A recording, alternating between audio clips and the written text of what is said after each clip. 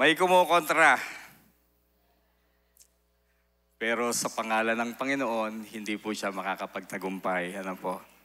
Amen. Sabihin niyo sa inyong katabi, ang Diyos natin ay Diyos na mapagtagumpay. Pero nasan niya po yating mga kakampi? Parang nawala na yung ating mga kamping susugod sa laban. Welcome po sa GCF Church, yung mga first-timer. Kung sino man, kayo po ay very much welcome sa lugar na ito. At tunay nga ang Diyos ay napakabuti. Napakasarap pong magpuri sa Panginoon. Tunay ba yun? Parang busog na tayo dun sa worship, praise and worship. Sa pananalangin. Pero manghihimagas naman po tayo ng salita ng Diyos. Kaya wag niyo po akong iiwan. Masarap po ang panghimagas. Sabihin niyo po sa inyong katabi, huwag kang mangiiwan.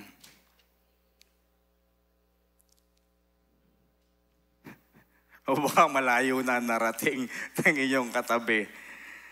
So marami pong salamat sa inyong buhay at tayo po ay magpapatuloy sa worship service na ito sa ating tema, sa ating team o sa ating series na nandoon po tayo sa Book of Matthew at malayo-layo na yung ating narating pero malayo-layo pa rin ang ating lalakbayin. Na yung nga pong ating team, love God completely and love others selflessly. At tayo po ay nasa chapter 7 na. Medyo mahaba-haba na yung sermon ng Panginoon. Bakit po sermon ng Panginoon? Dahil po tayo ay nandoon sa yung tinatawag nating Sermon of the Mount. Nag-umpisa po yon sa chapter 5, chapter 6, chapter 7. Mahaba-haba na ang sermon ng Panginoon. Pero as a summary ng Sermon of the Mount, ito po ay patungkol doon sa mga disipulo na kanyang sinesermonan. Ito ay patungkol sa attitudes. Kaya nga yung una doon sa chapter 5, Beatitudes, na pinirich ni Elder Lloyd. Ito yung mga standards, ito yung mga ethics, values of the kingdom living, kung paano mabubuhay sa kingdom ng Panginoon under the King, Jesus Christ, the Messiah. At ito pong Sermon of the Mount, meron po itong dalawang parte kung atin pong mapupuna, kung ating mapapansin. Yung isang part ay how, ito po ay patungkol sa disciples or believers' interior life. Kung ano yung discipline natin pang sarili o sa loob. Kung ano ba tayo, kung ano ba tayong klaseng Kristiyano, kung ano yung dapat laman ng ating puso, laman ng ating isip. Yung first part is how we should give, how we should pray, how we should fast. Yung nakaraang sermon na preaching ni Elder Mark, yung patungkol sa materialism, yung pagiging anxiety about material things, who we are in the inside. Yun po yung first part ng Sermon of the Mount. Ngunit nandito po na tayo sa chapter 7. Yung second part is how we treat other people naman. Kung paano yung karakter, yung values natin inside. Sabi naman ng sermon ng Panginoon, buhat sa chapter 7, how we treat other people inside. Kaya nasa chapter 7 na po tayo. Pinamagatang love rules in mysterious ways. Tama ba ang tono? Kaninong kanta yon? Kung kanino man po yung kanta, basta love rules. May rules ang Panginoon na sasabihin dito. Ibig sabihin, may command. Kung paano tayo mag-a-act, kung paano natin ititreat yung other people dito sa mga sasabihin ng Panginoon dito sa chapter 7. Hindi na po tayo mag-i-scripture reading sapagkat iisa-isahin po natin yung verse 1 up to verse 14. Kaya baka kulang ang isang oras. So tayo muna po ay manalangin bago tayo mag-umpisa. Yes, Father God, truly you are great. You are worthy to be praised, to be adored. Maraming pong salamat sa oras na ito sapagkat minsan pa'y pagpapalain mo po kami ng iyong salita. Ang dalangin lang po namin, Panginoon, Lord, buksan mo ang aming puso at isipan. Ikaw po ang mangusap habang hinahayaan namin, Panginoon, at hinihiling namin ang malayang pagkilos ng Holy Spirit sa aming kalagitnaan. At lahat ng iyong salita, matanggap ng iyong mga anak at mapagpala. Maraming pong salamat sa iyo namin, pinagkakatiwala ang lahat. At ibinibigay po ang papuri sa iyo lamang, O Diyos, sa pangalan ni Jesus. Amen. Verse 1, ano pong sabi doon? Judge not that you be not judged. For with the judgment you pronounce, you will be judged. And with the measure you use, it will be measured to you. Judge not. Kristiyano man o hindi Kristiyano, parang gamit na gamit ang verse na ito. Kahit hindi nila alam na ito pala ay nasa sa Bible. Kapag mayroong taong napupuna, sasabihin agad niya ay, judge not. Huwag mo akong hatulan. Teka lang. Hindi mo alam, wala kang alam, at wala kang pakialam. Diba? Pag tayo ay may napupunang mali sa ibang tao, o ang ibang tao ay may naririnig tayo na medyo masakit sa atin, kitotoo man o hindi, sinasabi natin, judge not. Huwag mo akong hatulan. Unang rule ng Panginoon para kung paano natin ititreat ang other people, judge not. Huwag tayong humatol sapagkat tayo ay hahatulan din. Huwag nating gawing, pero kung alam natin yung verse na ito, huwag din naman natin gamitin ito na pang-defense. Baka mamaya, totoo naman yung sinasabi ng iyong kapatid. Totoo yung sinasabi ng iyong kapitbahay. Huwag natin gawing depensa. Pero sabi ng Panginoon nga, judge not that you will not be judged. Para hindi ka rin hatulan. Dahil lahat naman tayo ay mayroong pagkakamali. Amen. Sino ditong hindi nagkakamali? Ako lang talaga. Lahat tayo ay nagkakamali.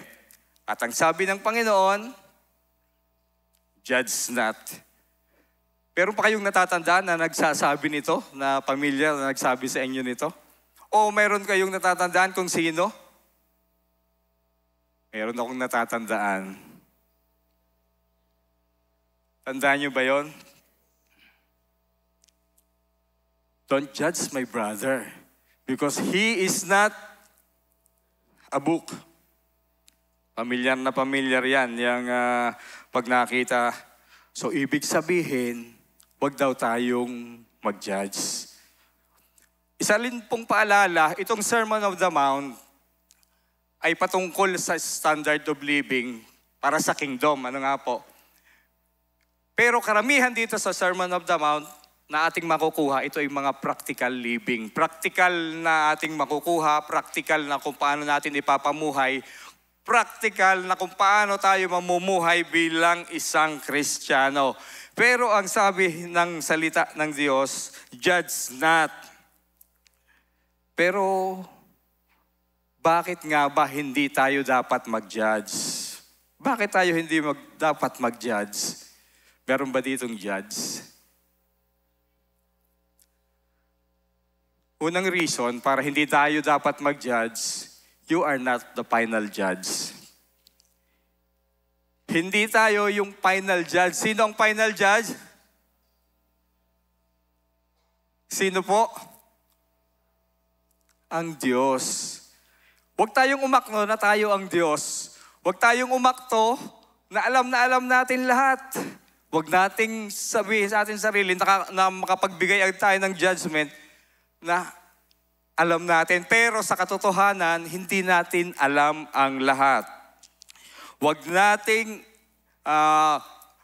iakto dahil hindi tayo Diyos. Sabi nga nung Romans chapter 14 verse 10, why do you pass judgment on your brother? Or you, why do you despise your brother? For we will all stand before the judgment seat of Christ. Because tayo din mismo, hindi tayo judge. Tayo din mismo haharap sa mismong chief judge, sa supreme judge.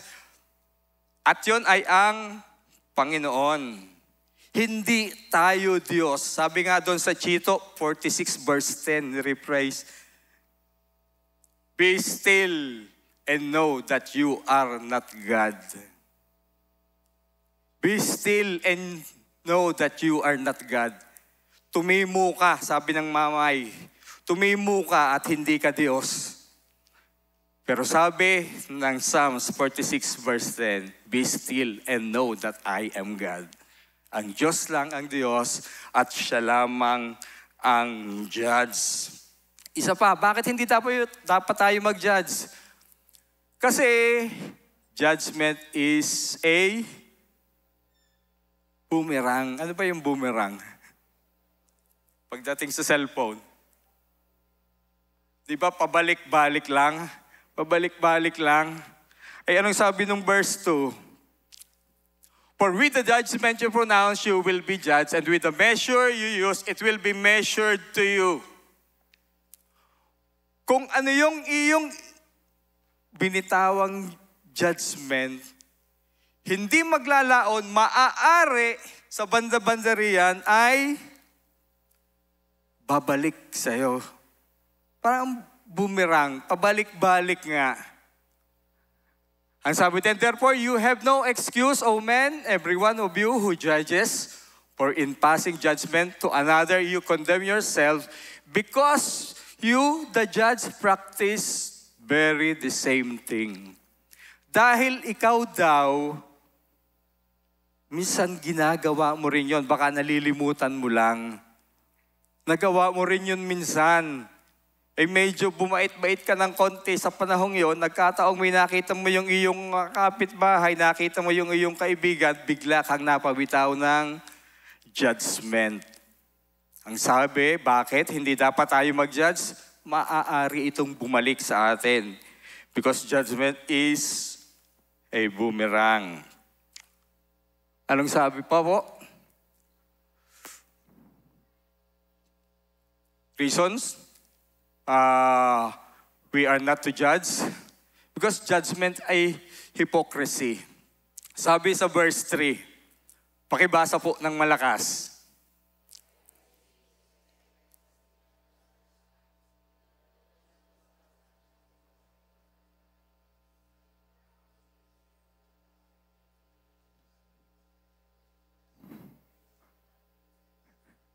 Sarap po makinig din ng inyong pagbasa. Para mga bubuyog.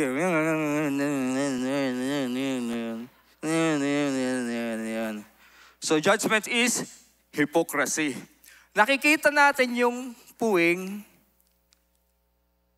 sa mata ng ibang tao. Ngunit ang totoo pala, napakalaki ng trosong nasa sa ating mata.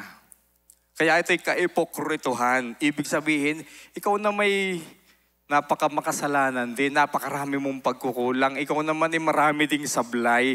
Ay bakit nga naman itong aking puwing ay nakikita mo samantalang yung iyong nasa sa iyong matay gatroso na? Itong maliit ay yung nakikita pero yung malaki hindi mo nakikita. Bakit kaya po niya nakikita yung puwing at yung malaki ay hindi niya nakikita? Sa inyong palagay. Kasi po, yung puwing at saka yung lag, iisang material. Yung speck, parte lang yun ng lag. And then yung lag, iisang material yan. Familiar na familiar siya doon sa kung ano yung nasa sa kanyang nakikita niya sa kanyang sarili. same substance. Nakikita natin yung maliit sa ibang tao, pero yung malaki, na alam nating may malaki dahil minsan pinagdaanan natin yon, hindi natin nakikita. Example, sino dito yung mayayabang? Ay, lalo nang walang nagtaas. Hindi na rin ako tataas. Pag nakakita tayo minsan ng, kahit hindi natin kakilala, pag nakita natin, anong nagiging impression agad natin? Kakayabang naman ni elder.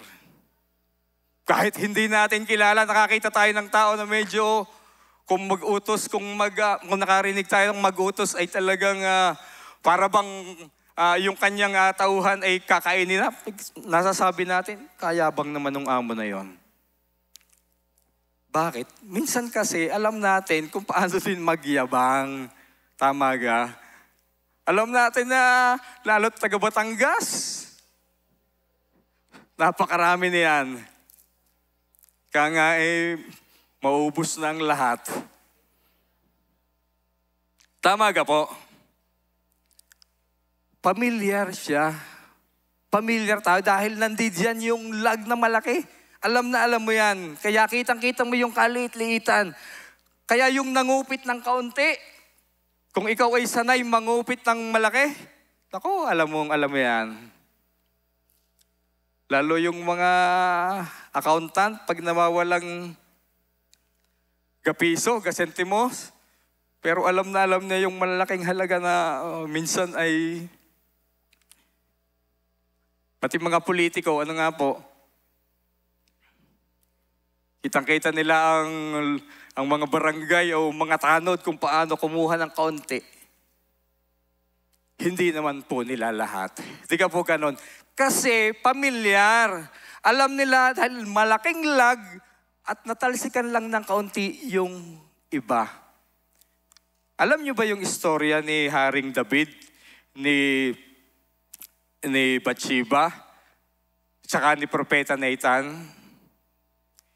Hindi ko na po ikukwento para mabawasan ng 30 minutes ang ating oras. Yun po ay nasa sa 2 Samuel chapter 11 hanggang chapter 12.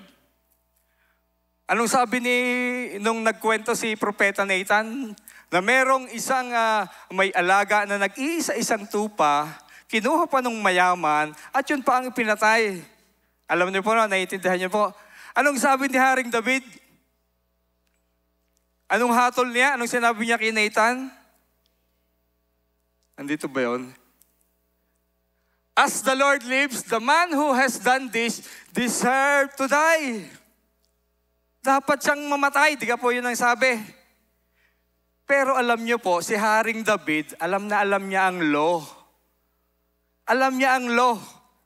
Ibig sabihin, kapag numakaw ka ng isang tupa, alam niya kung ano ang kapalit. Pero anong sabi niya? This man deserves to die. Sala sa law. Bakit po? Dahil tingnan po. Sabi po sa Exodus 20 verse 1, ang kapalit daw ng isang tupa ay 4 ang ibabalik. Kung numakaw ka ng isa, ibabalik mo'y 4. At ganun din po yung ginawa ni Zacchaeus. Nung na-encounter niya ang Panginoong Jesus, ang sabi niya, kung siya man ay may naapi o may nanakaw, may nakuha, ibabalik niya 4 na beses. Sapagkat yun ang law. Yun ang nakasulat sa batas ni Moses. Ay pero bakit itong si David, ang sabi niya, yung numakaw ng isang tupa, bakit this man deserves to die? Kasi pamilyar na pamilyar siya doon sa kanyang ginawa. Hindi naman yun ang dapat ihatol doon sa kumuha doon sa mayaman. Bakit? Kasi pamilyar siya doon sa kanyang ginawa. Yung ginawa niya, kinuha niya yung kaisa-isang asawa ni Uriah. Hindi lang kinuha, pinapatay pa. So alam niya, kita niya yung kasalanan, alam niya ang hatol. Kaya naman niya, ganun din ibinigay ang hatol. Alam din naman niya, an eye for an eye, a tooth for a tooth, hand for a hand, and life for a life. Buhay ang kanyang kinuha, kaya ang sabi ni David, this man deserves to die. Yun ay hinahatol niya sa kanyang sarili. Boomerang, bumalik sa kanya. Alam ni David yun na pinapatay niya si Uriah, kaya ang hatol para sa kanya, this man deserves to die. Amen. Gayon po ang sabi. This man deserves to die. Dahil alam niya, yung kanyang ginawa ay kumuha ng buhay, life to life. Pero minsan, nagpapas tayo ng judgment sa mga ibang tao. Minsan, alam na alam din natin na ginawa natin. Kaya anong sabi, nakita natin ito kay P. Hison nung isang linggo. Bawal judgmental. Sabihin niyo po sa inyong katabi. Bawal judgmental. Dahil maaaring bumalik o maaaring ginagawa din natin yon o ginawa din natin. Of course, no bashing, bawal judgmental. Amen? Amen. Pero ang tanong yun ba, yung context o magkakasabi ng Panginoon? Bakit ba inapasali din yan yung mga, pagiging judgmental? Ay hindi naman yun ang context ng Matthew chapter 7, verse 1 up to 2. Hindi naman yun ang context. Ano ba ang context? Basahin po natin itong verse na ito.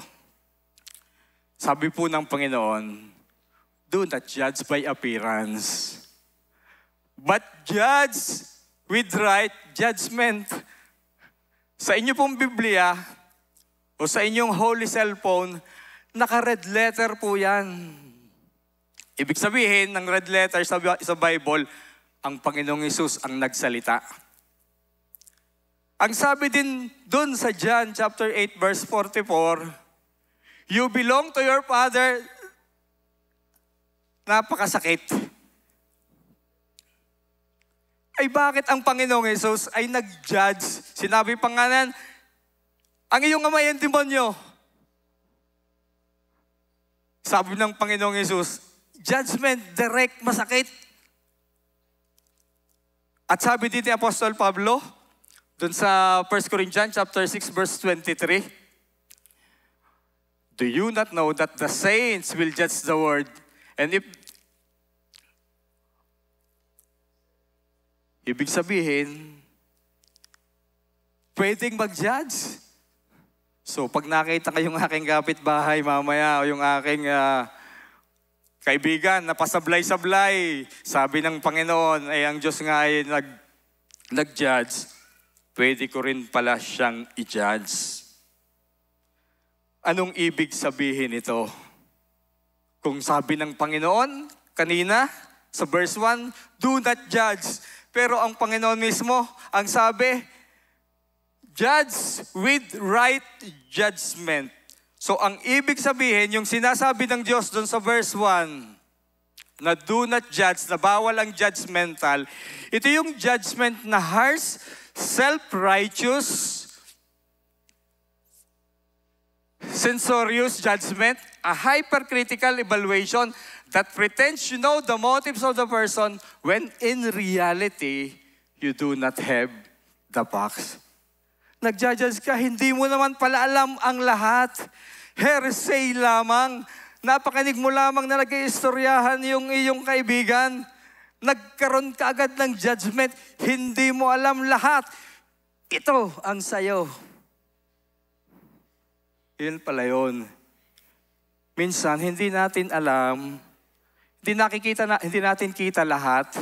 Yun ang sinasabi ng Panginoon na hindi ka dapat mag-judge sa iyong kapwa dahil hindi mo alam ang buong katotohanan. Hindi mo alam ang totoong istorya. Ano nga po? So anong dapat natin gawin pagka ganon? Ano ang dapat? Ano ba yung right approach? Not to be judgmental. Para hindi tayo maging judgmental, ano ba? Magpatuloy po tayo. Be helpful to others. Saan mo natin makukuha yun doon sa mga verses na ating pag-aaralan? Be helpful to others. Sabi nung verse 5, first take the log out of your own eye and then you will see clearly to take the speck out of your brother's eye. Paano tayo makakatulong sa ating kapwa para hindi tayo naman masabing nagja-judge? Tika muna, tanggalin mo muna yung troso na nasa sa iyong mata para makita mo ng ayos kung sala, kung mali, kung may pagkukulang ang iyong kapwa. Ibig sabihin, kung mayroon kang kasalanang nagagawa, i-confess mo muna sa Panginoon. I-confess mo muna, humingi ka muna ng tawad. At ganun din ang ginawa ni Haring David. Alam niya yung kanyang ginawa, nakukonsensya siya, kaya sabi niya, this man deserves to die. Anong sabi niya doon sa Psalms? Create in me a clean heart, O Lord, and renew a right spirit within me. Restore unto me the joy of my salvation, and renew a right spirit within me. Psalms 51, verse 10 and 12. Hanggang 13. Una, confession. Anong sunod? Then,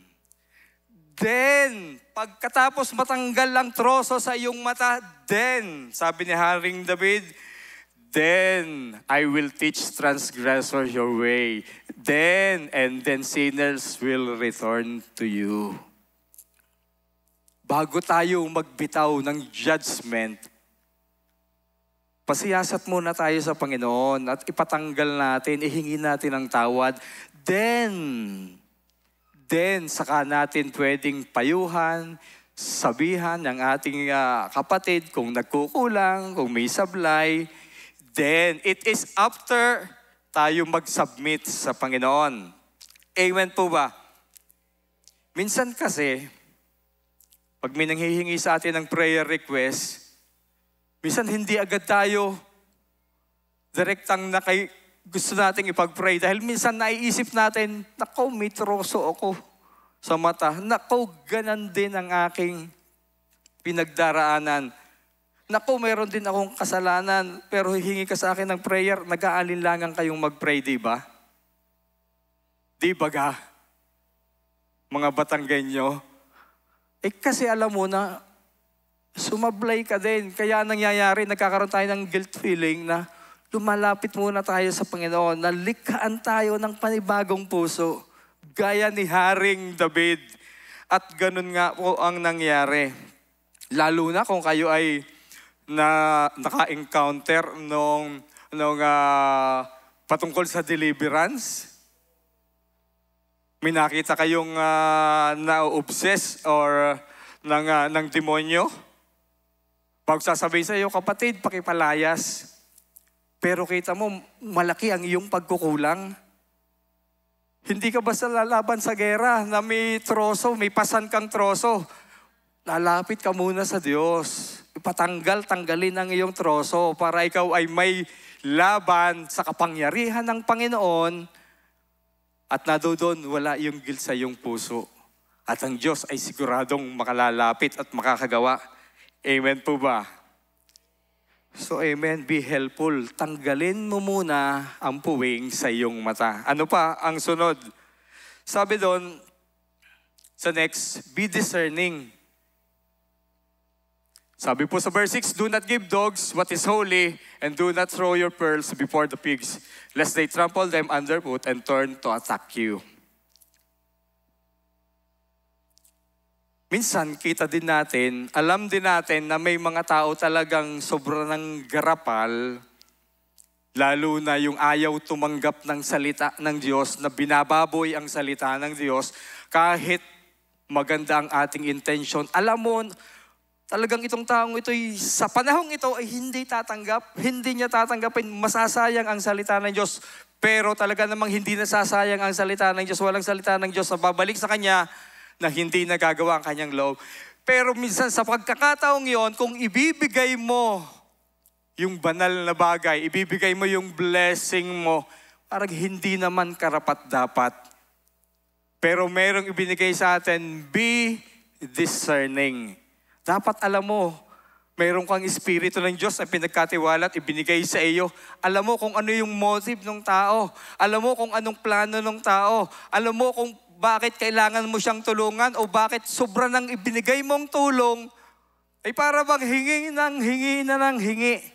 Umaasa na sa iyo, be discerning. Dahil sabi nga, love others selflessly. Gustong mong makatulong, yun ang iyong nasa sa puso at isipan. Kung sino mang lalapit sa iyo upang manghingi, bigay ka lang ng bigay. Sabi ng salita ng Diyos, be discerning. Huwag mo rin basta ibigay ang mga blessing, ang mga pagpapala sa ibang tao, sapagkat minsan, ito'y nasasayang lamang, hindi niya mapapakinabangan. Lalo't yung taong malakas, panay ng hingi, yung pala'y kaya hindi magtrabaho ay may nagbibigay. Be discerning. Next, ask, verse 7. Ask and it will be given to you. Seek and you will find. Knock and it will be open to you. For everyone who asks receives, and the one who seeks finds, and the one who knocks it will be open.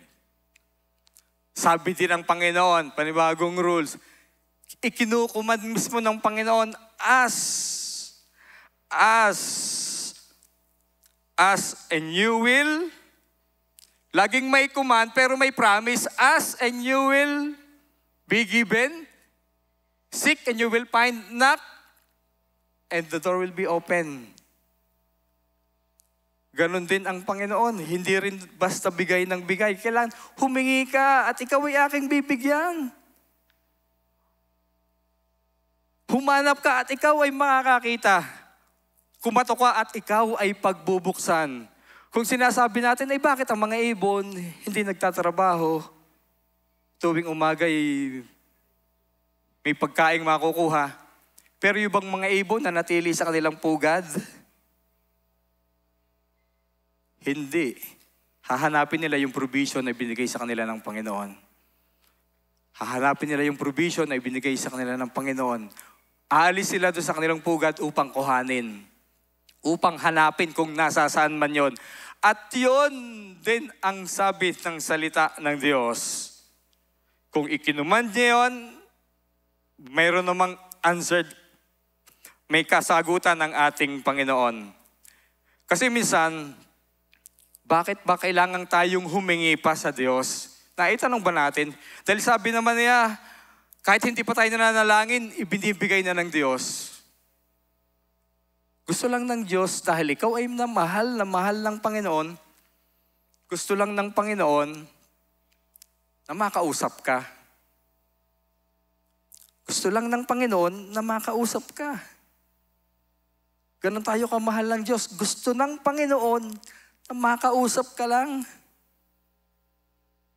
Para yung inyong mga boyfriend o girlfriend, yung inyong mahal na mahal, lagi inyong gustong makausap. Ay mas lalong higit ang Panginoon. Dahil ikaw ay nilikha ng Panginoon, nilikha tayo ng Panginoon, mahal na mahal ka ng Panginoon, at gustong-gusto ng Panginoon na makausap ka. At minsan, dito rin nasusukat yung pag-ibig natin sa Diyos. Kung paano tayo humingi. Kung talaga tayo very close sa Panginoon, kung paano tayo humingi. Di ba pag tayo ay close sa isang tao, napakasimpleng kahit anong bagay gusto nating hihingiin. Hindi tayo... Lalo na't pag sa bahay, sa iyong parents, sasabihin niyo po ba sa inyong parents, bubuksan ko ang rep po ha, kukuha ko ng pagkain. Pero kung ikaw ay close na close sa Panginoon, simpleng bagay, Daddy, punta tayo ng bonchon, doon tayo kakain. Punta tayo ng Jollibee. Napakadaling magsabi. Pero pagka ikaw ay medyo aloof sa iyong tatay, sa iyong parents, napakahirap sabihin noon. Sabi, Daddy o Mami, pahingi namang pang date. Napakahirap sabihin pag hindi ka close. Pero pag ikaw ay very close, Daddy, pahingi mo na akong climby lakad. Napakadaling magsabi. Tunay po ba? Sandali lang po, tunay yun.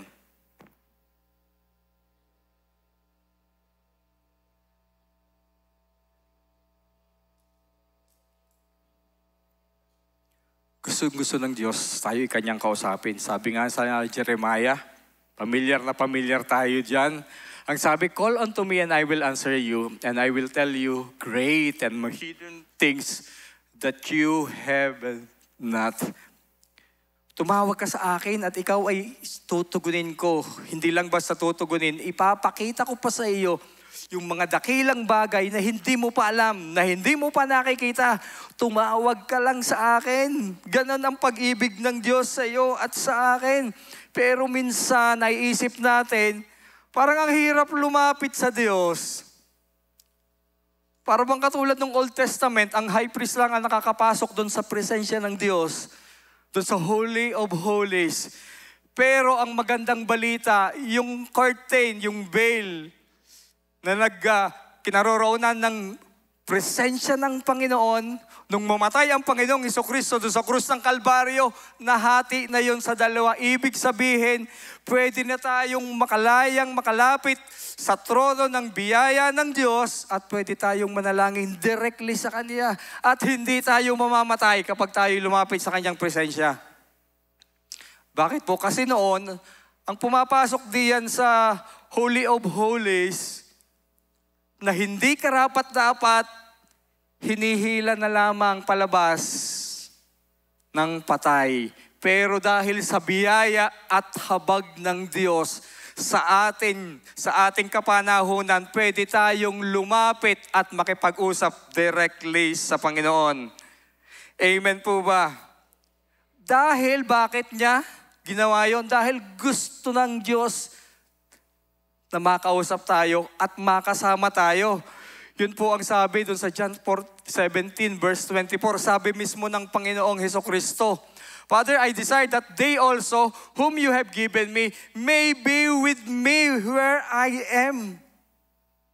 Kung tayo nananalangin, Panginoon, gusto ko namang maranasan yung iyong presensya. Kung nananalangin tayo ng ganon, mas higit, nananalangin ang Panginoong Hesus na ikaw at ako, mas gusto ng Diyos na makasama. Ganyan tayo kamahal lang Panginoon. Ganyang kakamahal lang Panginoon. Gusto ka ng Diyos makasama. Magpatuloy po tayo. Ang sabi po dun sa verse 9, 10, and 11, ito po yung simpleng example lang, Panginoon, na humingi ka, tumawag ka, at ikaw ay bibigyan. Sino ba dito yung mga tatay nga na nahingi ng burger yung kanyang anak ay bibigyan ng bato? Ito anak, ang burger. Triple patties pa. Buhay na bato, ito muna. Wala naman, di ba? O nahingi ng prize, ibibigay sa iyo ay rattlesnake, wala, di ba? Napakasimple. Ang mga bagay patungkol sa Diyos ay napakasimple. Ang tao lamang ay ginagawang sarado ang puso at isipan. Hindi nila matanggap ang napakasimpleng bagay na ginawa ng Diyos.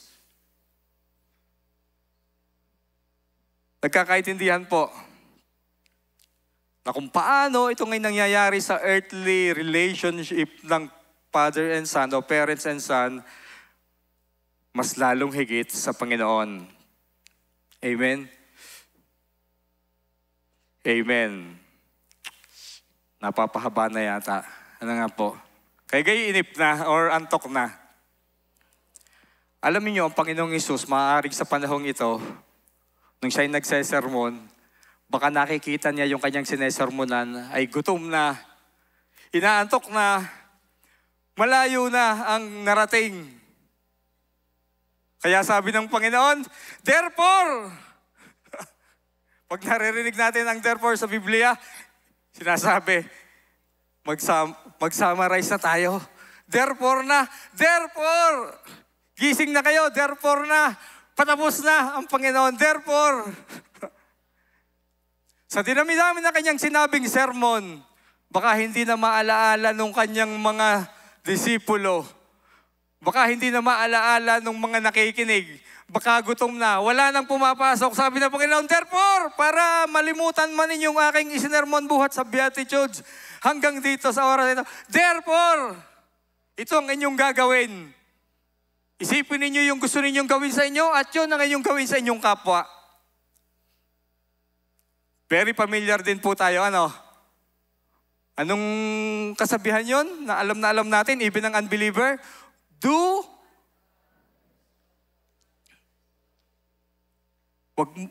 Gawin mo sa ibang tao yung gusto mong gawin nila sa inyo. Tama po? Therefore, malimutan na ninyong lahat, basta gawin mo. Yung gusto mong gawin sa iyo, yun ay yung gawin sa iyong kapwa. Pero, ang nangyayari, merong ibang version. Yung ibang version, ano nga po? Yung negative ang dating. Yung do unto others, positive. Pag negative ang dating, do not do. Ibig sabihin, huwag kang gumawa. Huwag mong gawin. Kahit alam mo yung tama, huwag mong gawin. Pero ito'y hindi prinsipyo ng sowing and reaping. Na pag ikaw ay nagtanim, ikaw ay aani. Pag ikaw ay nagtanim, ikaw ay aani. Tama po yun dun sa sowing and reaping. Pero dito on loving others, sabi ng Panginoon, maaring nababasa na sa isip ng mga disipulo, ano ba yung tama kong gawin sa tao, sa aking kapwa? Ito ang gawin mo. Kung ano yung alam mong dapat ginagawa sa'yo, yun ang gawin mo.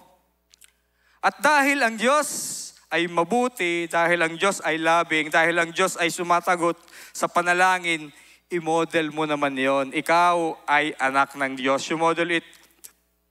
I-model mo yon.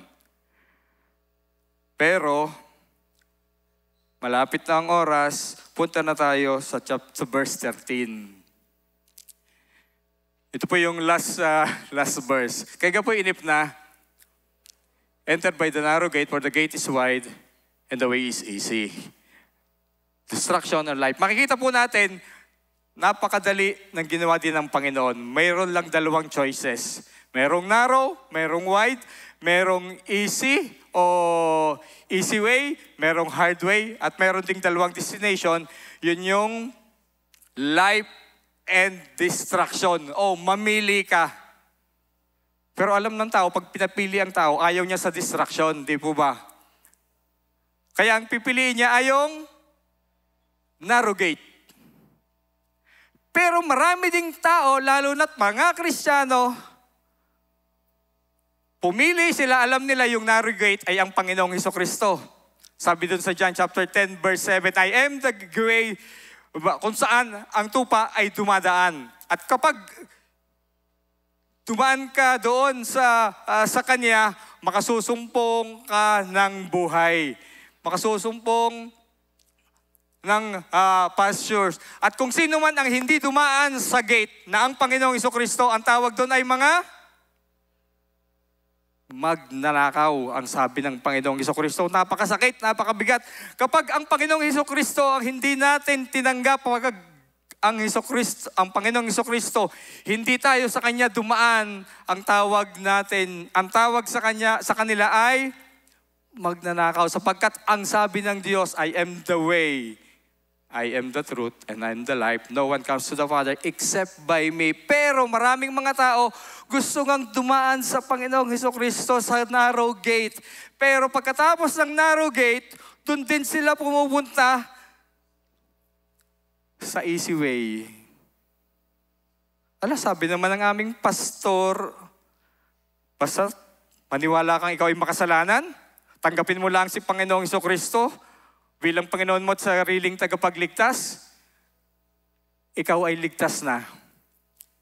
Diba tama naman? Tama, pero pagkatapos nun, merong easy way, merong hard way. Ang pinipili ay yung easy way.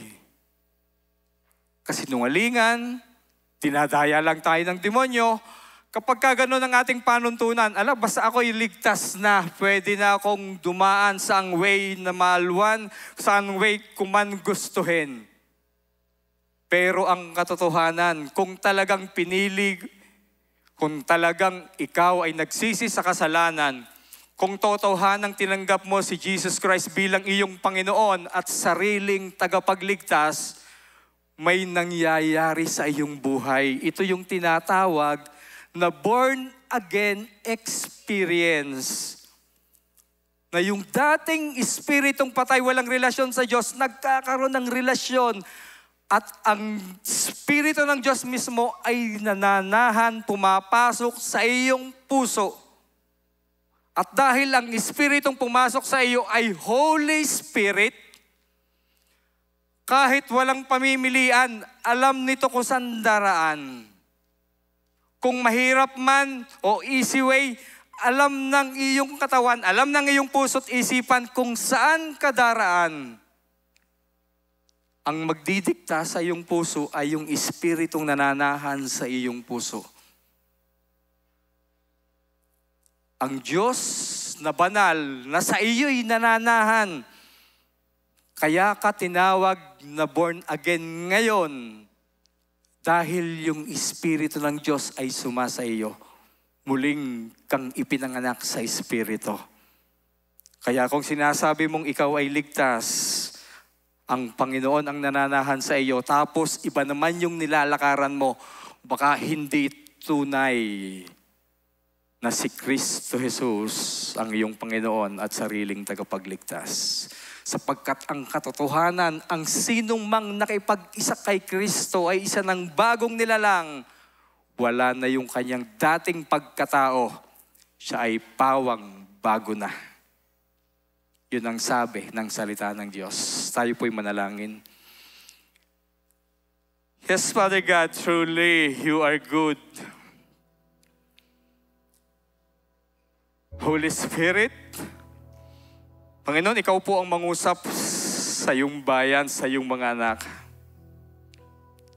Na kung ano man, O Diyos, ang aming mga pagkukulat kasalanan na hindi ka lugod-lugod sa iyong harapan, Lord, udyukan mo ang bawat isang kaluluwa na nandito sa lugar na ito, na tumalikod, magsisi, at totaling magsuko ng buhay sa iyo lamang, Panginoong Yesus, at mamuhay na may katwirang naaayon sa iyong kalooban.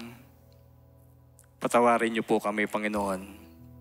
At ganun din, dakilang Diyos, bigyan niyo po kami ng lakas upang mapaglabanan anuman ang gawa ng kaaway, anumang tukso, anumang hila ng kaaway upang muli kaming ibalik sa dati naming buhay.